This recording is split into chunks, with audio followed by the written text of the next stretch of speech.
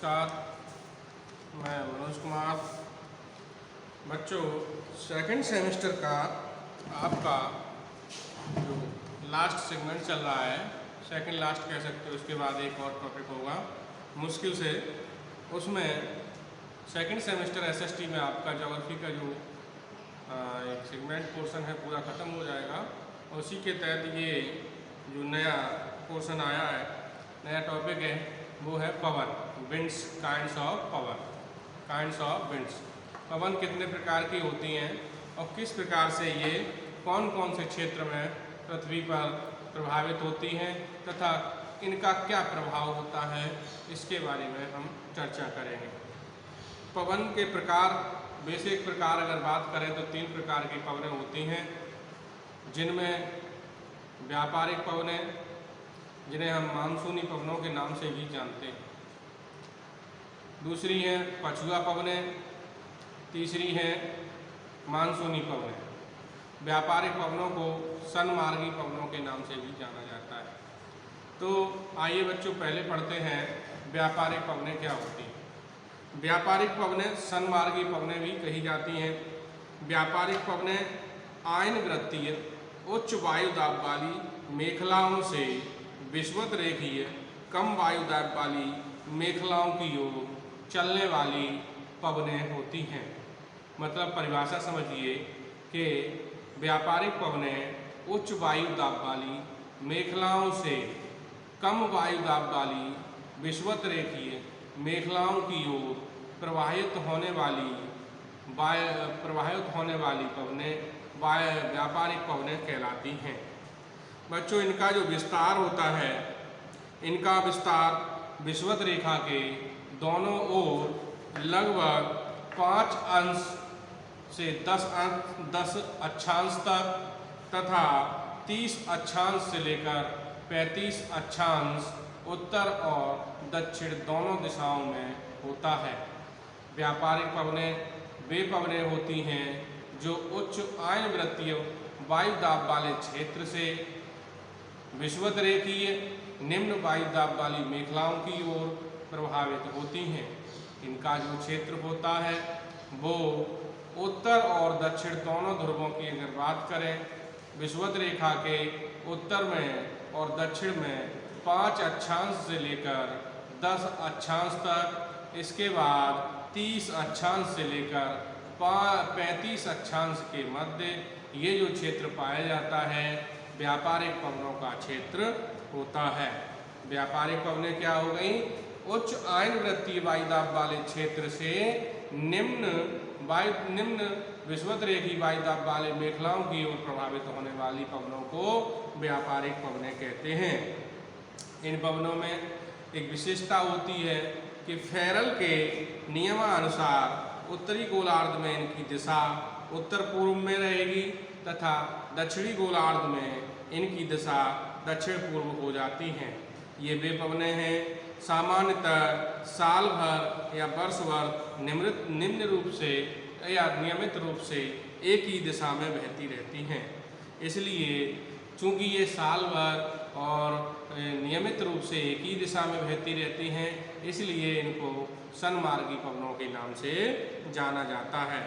प्राचीन समय में इन हवाओं के द्वारा व्यापार हुआ करता था, अतः इन्हें व्यापारिक पवनें भी कहा जाता है।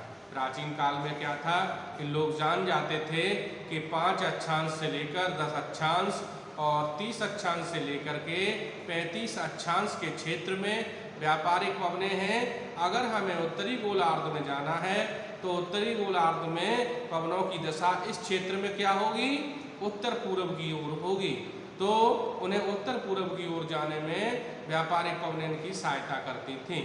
इसी प्रकार अगर प्राचीन काल में बात करें, दक्षिणी गोलार्ध में चलते समय 5 अक्षांश से लेकर 10 अक्षांश और 30 अक्षांश से लेकर 35 अक्षांश के मध्य दक्षिण गोलार्ध में ये पवनें दक्षिण पूर्वी अवस्था में आ जाएंगी और ये पवनें दक्षिण पूर्व की ओर बहती रहती हैं।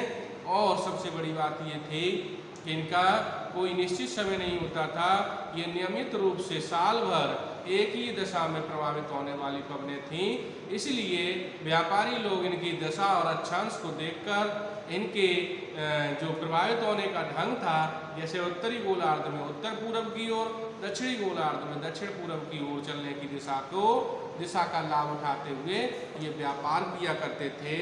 इसीलिए इन पवनों को व्यापारिक पवनों के नाम से भी जाना जाता है। इनका दूसरा नाम सन्मार्गीय पवनें होता है। बच्चों समझ में आया?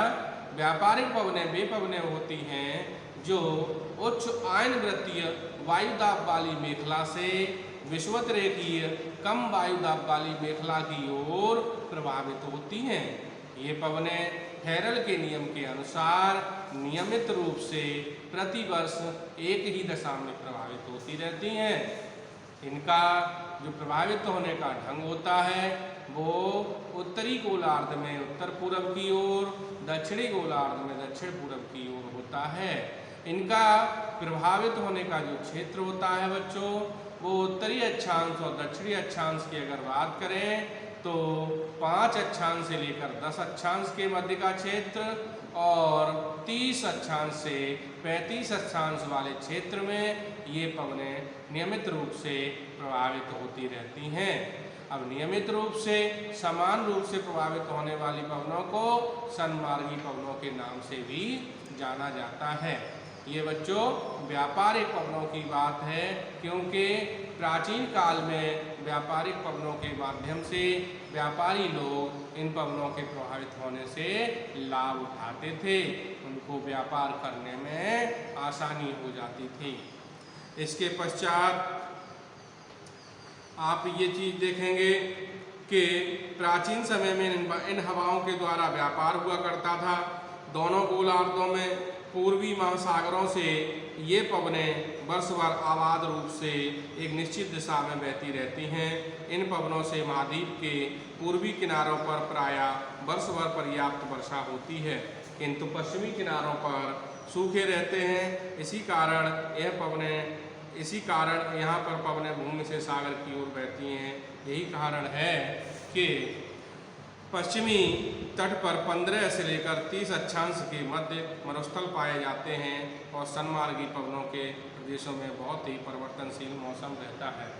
देखिए बच्चों, ये जो मैंने बताया कि इन पवनों का जो प्रभावित होने का क्षेत्र क्या है, उत्तरी गोलार्ध में उत्तर पूर्व की ओर, दक्षिणी गोलार्ध में दक्षिण पूर्व की ओर। ठीक है, चूँकि ये 5 अक्षांश से 10 अक्षांश और 30 अक्षांश से 35 अक्षांश के मध्य प्रभावित होने वाली वर्ष भर प्रभावित होने वाली सन्मार्गी पवनें यानी व्यापारिक पवनें होती हैं, और इसीलिए महासागरीय क्षेत्रों में ये पवनें होती हैं तो महासागर से पूर्व की ओर ये पवनें प्रभावित होती रहती हैं। तो महासागर के पूर्वी किनारों पर ये पर्याप्त वर्षा करती हैं, तो उधर वर्षा की कोई कमी नहीं होती है। लेकिन पश्चिमी क्षेत्र में पश्चिमी किनारों पर ज़्यादातर मरुस्थल पाए जाते हैं।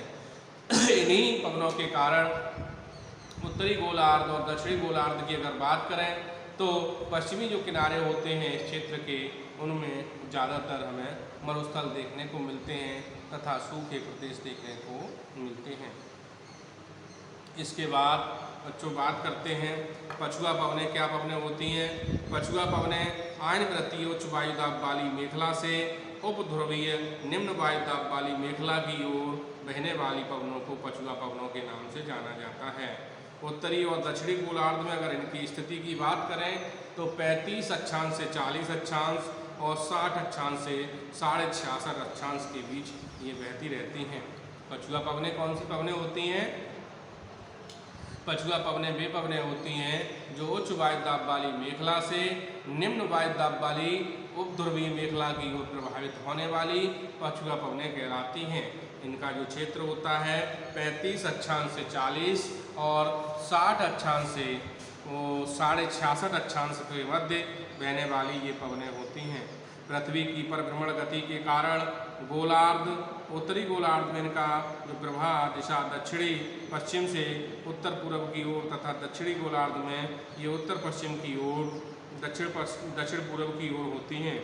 ये प्रायः शीतोष्ण कटिबंध या शीतोष्ण में चला करती हैं। न तो इनकी प्रवाह गति एक सी रहती है और न ही यहाँ संबंधित मौसम शांत रह पाता है, अर्थात मौसम के शीलता ही इनकी विशेषता है। इन पवनों के प्रदेश में शीतोष्ण चक्रवात प्रतिचक्रवात चलते रहते हैं और बड़ी अनियमित अव्यवस्था उत्पन्न हो जाती है। उत्तरी गोलार्ध की अपेक्षा दक्षिणी गोलार्ध में पवनों का प्रवाह अधिक स्थायी और निश्चित होता है। दक्षिणी गोलार्ध में 40 अक्षांश से 60 अक्षांशों के मध्य स्थलखंड न होने के कारण पवनों के प्रवाह में कोई रुकावट पैदा नहीं होती। इन अक्षांशों के बीच फैले विशाल सागरों और पवनें ग्रीष्म ऋतु और शीत ऋतु में समान रूप से प्रचंड गति से बहती रहती हैं। यहाँ के प्रचंड वेग के कारण ही यहाँ गरजने वाला चालीसा या वीर पछुआ पवनें कहलाती हैं। वीर पछुआ पवनें कहलाती हैं। पछुआ पवनें गर्म अक्षांशों से गर्म धाराओं के सागरों से ठंडे अक्षांशों की ओर बहती हैं, अतः मार्गों से अपने साथ काफ़ी नमी ले जाती हैं।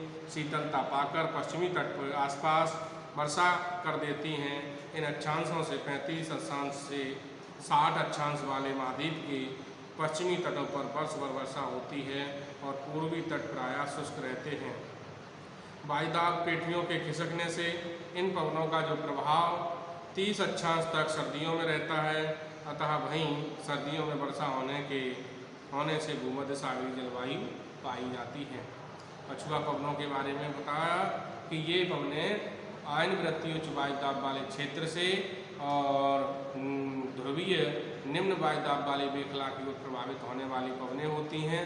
इनका जो क्षेत्र है 35 अक्षांश से 40 अक्षांश और 60 अक्षांश से 66.5 अक्षांशों के मध्य होता है। उत्तर पश्चिम में उत्तरी गोलार्ध में ये पवनें उत्तर पश्चिम और दक्षिणी गोलार्ध में ये पवनें दक्षिण पश्चिम की ओर प्रभावित होने वाली पवनें होती हैं। इन्हीं पवनों के कारण ये पवनें ज़्यादातर शीतोष्ण प्रदेशों या समशीतोष्ण प्रदेशों में चलने वाली, यहाँ मतलब मौसम ठंडा ज़्यादातर रहता है, ठंडे प्रदेशों में चलने वाली पवनों को पछुआ पवनें कहते हैं।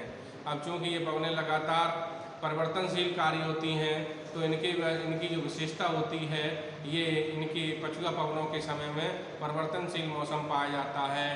कभी अत्यधिक वर्षा हो जाती है, कभी अत्यधिक सर्दी पड़ती है और इन्हीं पवनों के कारण ये पवनें अपने साथ जो नमी ले जाती हैं पश्चिम की ओर वर्षा कर देती हैं। इसको चीखता चालीसा या वीर पछुआ पवनों के नाम से भी जाना जाता है।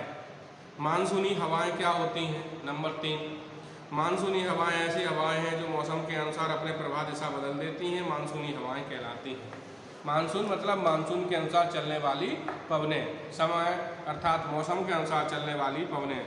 मानसून शब्द अरबी भाषा के मौसम से निकला है। इनका सर्वप्रथम प्रयोग अरब सागर में चलने वाली पवनों के लिए किया जाता था। 6 महीने उत्तर पूर्व से 6 महीने दक्षिण पश्चिम से चला करती हैं। इन पवनों के चलने का कारण धरातल पर जल और स्थल का पाया जाना है और जल और स्थल असमान रूप से गर्म और ठंडे होते हैं। तापमान में मौसम के अनुसार भिन्नता बनी रहती है। वायु दाब में भी अंतर पाया जाता है, जिससे पवनों के प्रवाह दिशा पलट जाती है।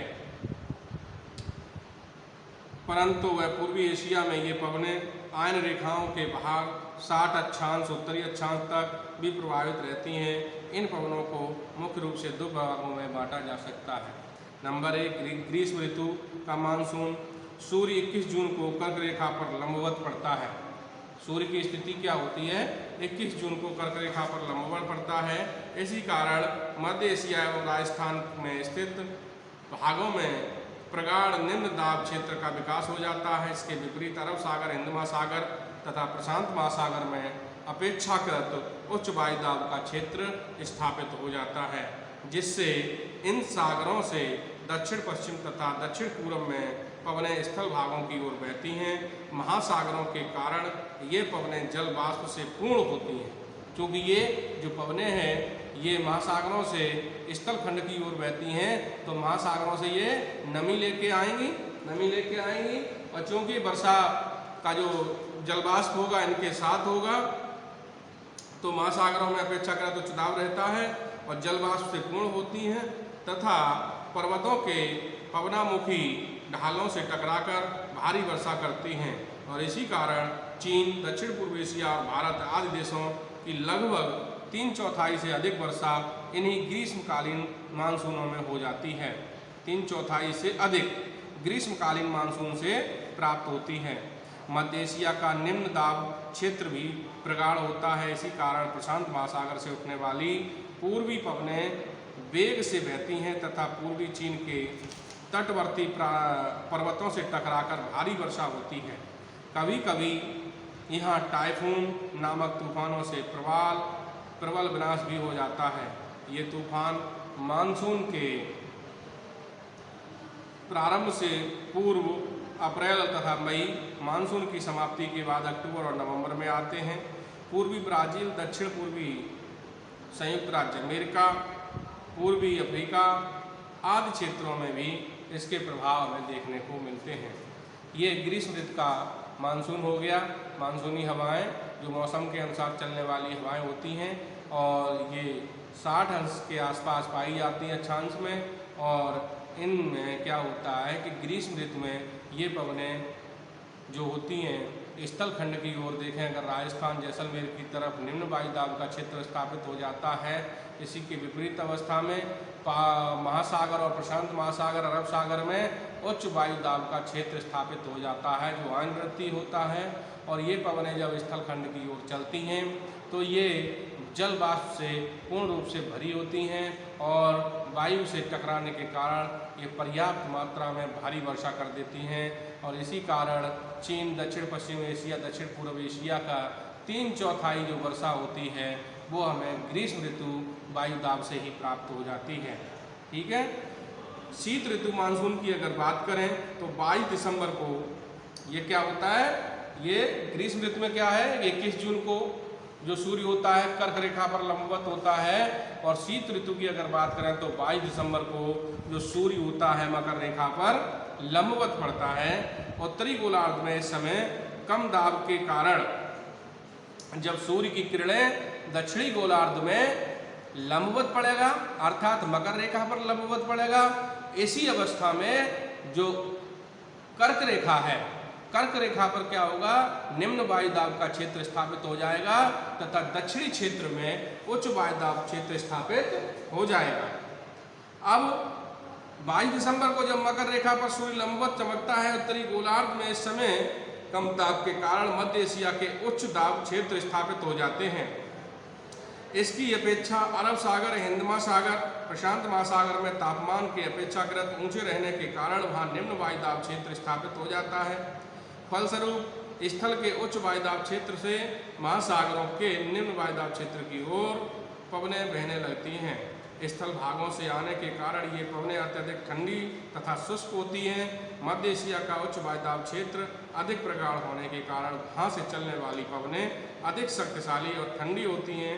ये उत्तर पश्चिमी और उत्तर चीन में विशाल भूभाग पर फैल जाती हैं और वहाँ पर प्रचंड सर्दी पड़ती है।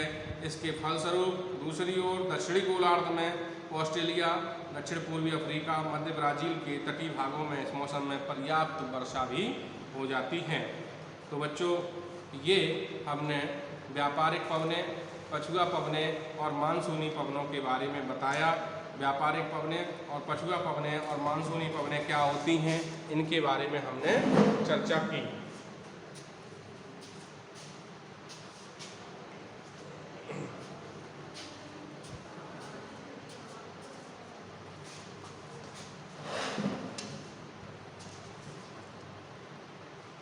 अगर चक्रवात, इसमें एक छोटा सा टॉपिक और है चक्रवात, जिसको हम साइक्लोन के नाम से भी जानते हैं। चक्रवात क्या होता है और प्रतिचक्रवात क्या होता है, साइक्लोन और एंटी साइक्लोन। सामान्यतः चक्रवात एक ऐसी स्थिति होती है, चक्रवात निम्न वायु दाब का केंद्र होता है। केंद्र से बाहर की ओर सभी और वायु दाब बढ़ता जाता है। यह पवनें बाहर से केंद्र की ओर बहती हैं। जो पवनें होती हैं चक्रवात में, साइक्लोन में क्या होता है कि जो दाब होता है बाहर की ओर बढ़ता चला जाता है और जब दाब बाहर की ओर बढ़ेगा तो बाहर की जो पवनें होती हैं केंद्र की ओर बहने लगती हैं और उत्तरी गोलार्ध में ये घड़ी की सुई के विपरीत तथा दक्षिणी गोलार्ध में घड़ी की सुई के अनुरूप चलती हैं। ये जो चक्रवात की पवनें होती हैं उत्तरी गोलार्ध में घड़ी की सुई के विपरीत अवस्था में और दक्षिणी गोलार्ध में घड़ी की सुई की अनुकूल अवस्था में चलती हैं। मध्य अक्षांशों में 35 से लेकर 65 अंश उत्तरी और दक्षिणी अक्षांशों के बीच आने वाले चक्रवात शीतोष्णकटिबंधीय चक्रवात और उष्णकटिबंध में महाद्वीपों के पूर्वी किनारों पर 15 अक्षांश से लेकर 30 अक्षांश उत्तरी और दक्षिणी अक्षांशों के मध्य आने वाले चक्रवात उष्णकटिबंधीय चक्रवात कहलाते हैं। तो जो चक्रवात आते हैं इनके अक्षांशों का जो क्षेत्र होता है, चक्रवात पहले तो निम्न वायुदाब का वह क्षेत्र होता है जो केंद्र की ओर हवाओं को निकालता है और जो हवाएं बाहर की ओर जाती हैं वहाँ उच्च वायुदाब बनाती हैं और बाहर से जब हवाएं केंद्र की ओर आती हैं वहाँ उच्च वायुदाब के कारण जो हवाएं होती हैं वो केंद्र की ओर आती हैं, साइक्लोन बन जाता है या चक्रवात इससे बन जाता है। चक्रवातों का जो क्षेत्र होता है, चक्रवात बनने का रीजन होता है वो 35 अक्षांश से लेकर 65 अक्षांश के मध्य में उत्तर तथा दक्षिणी अक्षांशों में चलता है। अब मैंने बताया उत्तरी अक्षांश में जो चक्रवात वायु के कारण या हवा के कारण पवनों के कारण बनते हैं उनके घूमने की जो दिशा होती है वो घड़ी की सुइयों के विपरीत होती है, जबकि दक्षिणी चक्रवात में दक्षिणी गोलार्ध में जब चक्रवात आते हैं तो उनके पवनों की जो दिशा होगी घड़ी की सुइयों के अनुकूल होगी। अब शीतोष्ण चक्रवात वे चक्रवात होते हैं दक्षिणी अक्षांशों में जो 35 अक्षांश से लेकर 65 अक्षांश के मध्य चक्रवात आते हैं, शीतोष्णकटिबंधीय चक्रवात कहलाते हैं। 15 अक्षांश से लेकर 30 अक्षांश उत्तरी और दक्षिणी ध्रुवों के मध्य जो चक्रवात आते हैं उष्णकटिबंधीय चक्रवात के अंतर्गत आते हैं। चक्रवात शीतोष्ण चक्रवात क्या होता है? साधारणतः शीतोष्ण चक्रवात अंडाकार होता है, निम्न दाब की ठीक केंद्र के समीप रहता है। केंद्र से बाहर की ओर सब दशाओं में वायुदाब क्रम से बढ़ता जाता है और चक्रवात में इस कारण समदाब रेखाएं भी लगभग अंडाकार होती हैं। कई बार ये वी के समकक्ष आकृति के रूप में भी आ जाता है। हाँ, शीतोष्ण चक्रवात कैसा होगा? अंडाकार होता है, ऐसे घूमता जाता है और कभी कभी इतना गोल हो जाता है जैसे बी आकार का हो गया हो, नीचे से दिखाई देता है, बहुत ऊपर बी आकार का रूप धारण कर लेता है। तो इसको हम सामान्य तौर पर क्या कहेंगे? शीतोष्ण चक्रवात। ठीक है बच्चों, ये हमने आपको पढ़ाया। इसमें आप आगे चल के इसमें एक पृथ चक्रवात और भी है और उष्णकटिबंधीय चक्रवात, थोड़ा सा बुक को आप देखेंगे तो इसमें डिटेल में समझ में आ जाएगा। और उसके बाद जलमंडल वैसे तो हमने आपको पढ़ा दिया है और थोड़ा बहुत अगर इसमें बचेगा तो हम आपको जलमंडल के बारे में भी कुछ जो बचा है वो हम आपको चर्चा के दौरान बता देंगे। ठीक है, स्थलमंडल हमने बताया है, जलमंडल बताया, वायुमंडल बताया है। ठीक है, जैवमंडल के बारे में भी चर्चा की है। तो अब जो इसके बाद मैं समझ रहा हूँ समय आ गया है तो हम समय के अनुसार चलते हुए, चूँकि ये कौन सा सेमेस्टर है? सेकंड सेमेस्टर है और फोर्थ सेमेस्टर है। बच्चों जो आज सूचना मिली है उसके अनुसार अक्टूबर में आप लोगों की सेकंड सेमेस्टर और फोर्थ सेमेस्टर की परीक्षा होगी और हम बड़ा शांति से और आराम के साथ, मतलब सभी बच्चों को समझ में आए इस तरीके से हम कोर्स करा रहे हैं। और अगर आप उसको ध्यान से समझते हैं, जो मैं पढ़ाता हूँ उसको सुनते हैं और उस पर गौर करते हैं, उसके बाद अगर आप थोड़ा बहुत किताब का सहारा लेकर कोशिश करते हैं समझने की तो निश्चित रूप से आपको समझ में आएगा। और थोड़ा सा कहीं कहीं कोई एक आध टॉपिक कठिन भी हो जाता है, मैं समझता हूँ, नहीं समझ में आता है, क्योंकि हम लोगों की जो प्रॉपर आदत है वो आमने सामने बैठ के एक दूसरे के समीप रहकर है। उसके बाद ऑनलाइन पढ़ाने से हमको कोई फीडबैक नहीं पता चलता, इससे हमें ये नहीं पता चलता कि बच्चे को समझ में आ रहा है या नहीं आ रहा है, या कोई शंका है तो पूछ नहीं सकता है। तो आप निश्चिंत होकर के मैसेज के माध्यम से जो साइट बनी हुई है उस पर आप पूछ सकते हैं, क्वेश्चन डाल सकते हैं। ठीक है बच्चों, और हम उसको समाधान करने का पूरा प्रयास करेंगे। थैंक यू, नमस्कार। इसके बाद एक टॉपिक और है, उसके बाद हम संविधान उसमें आपका शुरू करते हैं।